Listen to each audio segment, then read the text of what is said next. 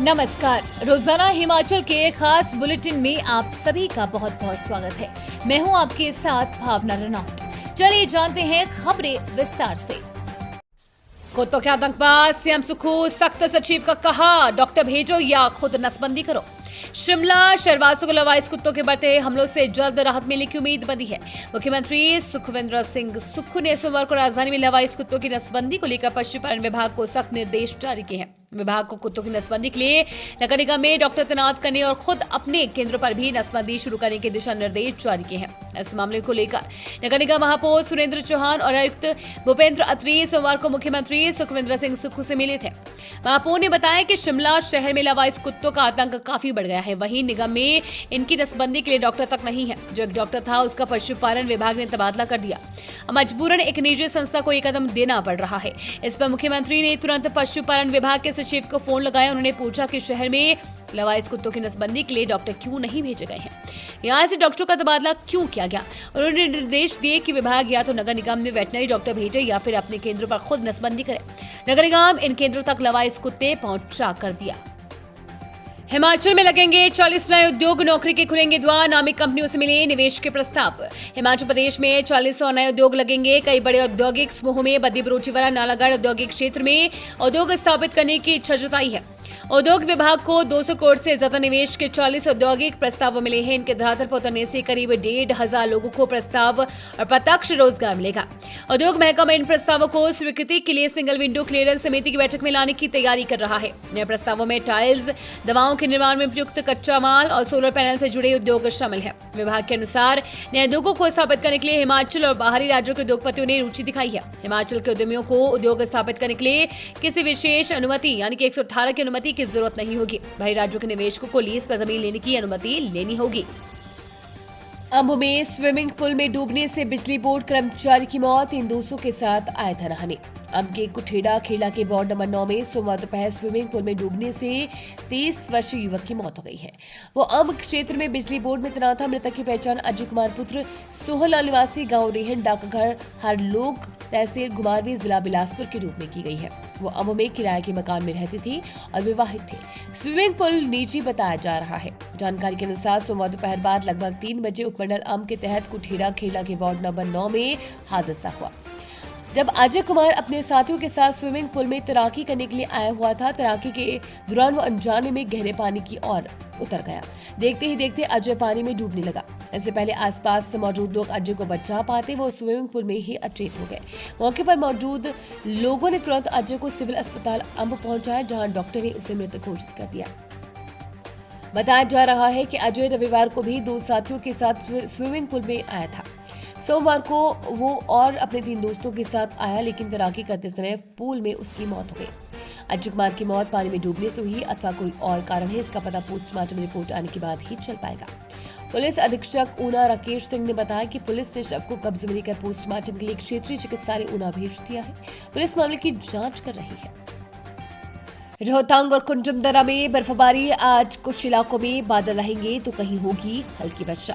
रोहतांग और कुंजम दर्रा में रविवार को बर्फबारी हुई तो येलो अलर्ट के बीच ऊना में बूंदाबांदी होती रही। तेज हवाएं भी चली।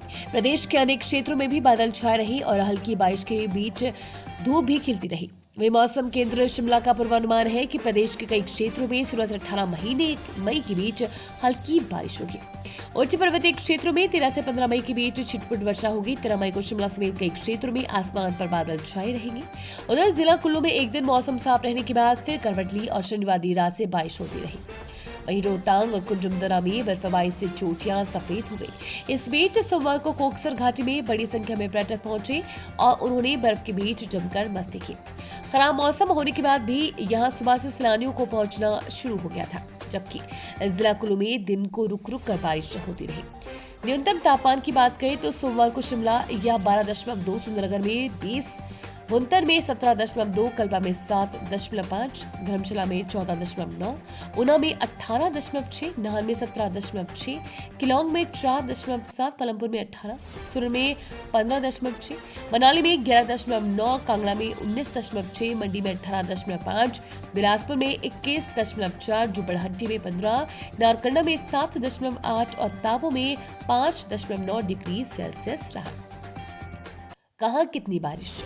मौसम केंद्र शिमला के अनुसार शनिवार रात को भरमौर में 10 मिलीमीटर, कंडाघाट में 8, शिमला व कुफरी में 2, कुकुमसेरी में 1.9, कोठी में 1.8, टेहरी में 1.5, कसौली में 3.4, धर्मपुर में 1.4, ऊना, मनाली, डलहौजी और पंडोह में 1 मिलीमीटर वर्षा हुई। अलमारी में थी फाइल, नहीं थी सूचना, लगी 20,000 की पेनल्टी। बिलासपुर की इस पंचायत का मामला। जिस फाइल में सूचना थी उसे पंचायत की अलमारी में रखा गया। ग्राम पंचायत के सचिव ने इससे सूचना खोजने का 10 महीने तक प्रयास नहीं किया। जब मामला सूचना आयोग पहुंचा तो वहां से नोटिस दिया गया, तभी ये सूचना उपलब्ध करवाई गई। इसका राज्य सूचना आयोग ने कड़ा संज्ञान लिया। इस पर बिलासपुर जिले के पंचायत कोंडावाला बेहल के जन सूचना अधिकारी पंचायत सचिव गौरव कुमार पर 20,000 रुपए का जुर्माना लगाया गया। ये कार्रवाई सूचना के अधिकार अधिनियम 2005 के तहत मांगी गई पूरी जानकारी प्रदान करने में लगभग 10 महीने की देरी पर की गई है। ये फैसला राज्य मुख्य सूचना आयुक्त आरडी धीमान ने सुनाया है। मामला रणजीत सिंह की ओर से 5 फरवरी 2024 को दायर आरटीआई आवेदन संबंधित है। इसमें 2 बिंदु पर जानकारी मांगी गई थी। 27 मई 2024 को कुछ जानकारी दे दी गई थी। अपीलकर्ता संतुष्ट रहा तो उसने पहली अपील दायर की। प्रथम अपीलीय प्राधिकरण ने बाद में 19 जून 2024 को प्रतिवादी को 2 दिनों के भीतर शेष उपलब्ध जानकारी देने के निर्देश दिए। हालांकि प्रतिवादी ने बताया कि बाकी जानकारी उपलब्ध नहीं है। इसके बाद रणजीत सिंह ने राज्य सूचना आयोग में दूसरी अपील दायर की। सुनवाई के दौरान अपीलकर्ता अनुपस्थित रहा, लेकिन प्रतिवादी उपस्थित हुआ। प्रतिवादी की ओर से बताया गया कि अपीलकर्ता को पूरी जानकारी 3 मई 2025 को ही दे दी गई थी। आयोग ने पूरी जानकारी देने में लगभग 10 महीने की देरी और रिकॉर्ड का पता लगाने के लिए पर्याप्त प्रयास करने में प्रतिवादी की विफलता का कड़ा संज्ञान लिया। देरी के बारे में पूछे जाने पर प्रतिवादी ने कहा कि जानकारी शुरू में नहीं मिल पाई, लेकिन बाद में आयोग का नोटिस मिलने के बाद ग्राम पंचायत कार्यालय में एक अलमारी में मिली। राज्य मुख्य सूचना आयुक्त ने बताया कि लापरवाही आरटीआई कार्य के प्रति उदासीन दृष्टिकोण को दर्शाता है, साथ ही व्यापक देरी के लिए एक उचित स्पष्टीकरण प्रदान करने में विफलता भी दर्शाता है। परिणाम स्वरूप आयोग ने निष्कर्ष निकाला कि प्रतिवादी ने आरटीआई अधिनियम 2005 की धारा 7 का उल्लंघन किया है और इसी अधिनियम की धारा 20(1) के तहत दंड के लिए उत्तरदायी है। आदेश में गौरव कुमार को निर्दिष्ट मद के तहत 20,000 रुपए की जुर्माना राशि जमा करने के निर्देश दिए गए हैं। हिमाचल के सभी राशन डिपो इंटरनेट सुविधा से जुड़ेंगे, राशन वितरण में पेश नहीं आएगी समस्या। हिमाचल प्रदेश के 5,096 राशन डिपो का 1 महीने के भीतर इंटरनेट कनेक्टिविटी उपलब्ध करवा दी जाएगी। सिग्नल की समस्या के कारण उपभोक्ताओं को राशन वितरण में बार बार पेश आने वाली समस्या को हल करने के लिए खाद्य नागरिक आपूर्ति विभाग ने पॉस मशीनों के संचालन के लिए इंटरनेट कनेक्टिविटी उपलब्ध करवाने का फैसला लिया है। खाद्य नागरिक आपूर्ति विभाग ने सेवा उपलब्ध करवाने के लिए कंपनियों से संपर्क करना शुरू कर दिया है। विभाग शॉर्ट टर्म टेंडर की कंपनी फाइनल करेगा ताकि 1 महीने के भीतर औपचारिकताएं पूरी कर सभी राशन डिपो को इंटरनेट कनेक्टिविटी मिल जाए। प्रदेश के ग्रामीण क्षेत्रों में सिग्नल की समस्या के कारण हर माह राशन वितरण में समस्या पेश आती है। पॉस मशीनें न चलने के कारण लोगों को घंटों इंतजार करना पड़ता है। मौजूदा समय में डिपो संचालक हॉटस्पॉट की मदद से अपने मोबाइल इंटरनेट का इस्तेमाल कर पॉस मशीनें चला रहे हैं। डिपो संचालक संघ ये समस्या कई बार सरकार के समक्ष उठा चुका है। विभाग ने समस्या के समाधान का आश्वासन दिया है। डिपो संचालक संघ के उपाध्यक्ष हर्ष ओबरॉय का कहना है कि 2016 में राशन डिपो में पॉस मशीनें लगाई गई थी। 2018 से ऑनलाइन सिस्टम पूरी तरह से लागू कर दिया गया। शुरुआती 1 साल में मशीनें लगाने वाली कंपनी ने रिचार्ज का खर्चा उठाया। उसके बाद से डिपो संचालक अपने सिर पर मशीनें चला रही है, जबकि कंपनी से सरकार से सेवा के एवज में पैसा ले रही है। मशीनों में तकनीकी खराबी आने पर भी कंपनी डिपो संचालकों से मनमानी वसूली कर रही है। राशन डिपो को 1 माह के भीतर स्थायी इंटरनेट कनेक्टिविटी देने के प्रयास किए जा रहे हैं। कंपनियों से बातचीत की जा रही है। स्थायी इंटरनेट कनेक्टिविटी से सिग्नल की समस्या का भी समाधान हो जाएगा।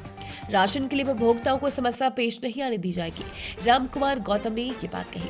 प्रदेश में राशन कार्ड धारकों की संख्या 19,89,780 है। इसमें 11,52,003 गरीबी रेखा से ऊपर है। गरीबी रेखा से नीचे जीवन यापन करने वाले परिवारों की संख्या 2,82,369 है। APH कार्ड धारकों की संख्या 3,06,168 है।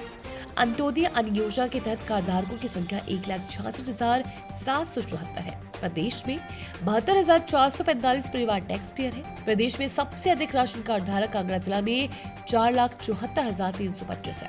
वहीं सबसे कम राशन कार्ड धारकों की संख्या जिला लाहौल स्पीति में है, जो कि 8,340 है। This bulletin is sponsored by Brijeshwari institute of hotel management Khurkadi. उम्मीद है आपको आज का बुलेटिन पसंद आया होगा। इसी के साथ हिमाचल की तमाम खबरों को जानने के लिए रोजाना हिमाचल के पेज को फॉलो, लाइक और सब्सक्राइब करना बिल्कुल ना भूलें। धन्यवाद।